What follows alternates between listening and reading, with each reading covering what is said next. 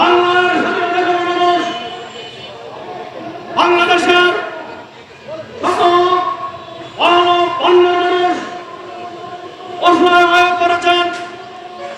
বাংলাদেশের দীর্ঘ ৫৪ বছরের ইতিহাসে বাঙালির জাতির কাছে আজকে দুর্নীতি একটি ক্যান্সার হয়ে পড়েছে। আজকে দেখেন পানির ওপর নাম জীবন, সেই পানি খেয়ে মানুষ জীবন যাপন করবেন, সেই পানি খেয়ে মানুষ শরীর সুস্থ রাখবেন, মানুষের মনোমগজ ভালো থাকবে। সেই পানি তাদের ওয়াসার মধ্যে দুর্নীতি ভারতের মহান আত্মা। আজকে বাংলাদেশের বৈষম্যের শিকার আজকে ছাত্র সমাজ, শ্রমিক সমাজ, শিক্ষক সমাজ এবং সকল মত পদের মানুষ বৈষম্যের শিকার।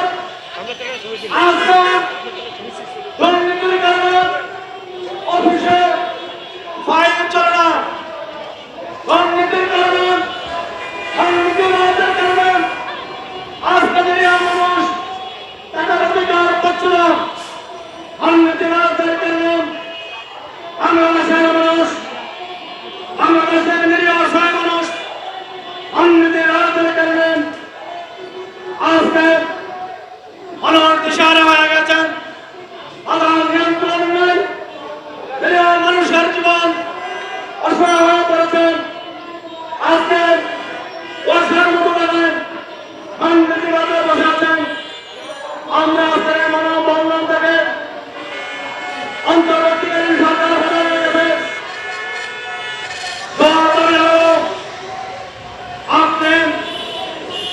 আপনাকে বাংলাদেশের মানুষ বিদেশ থেকে ডেকে এনে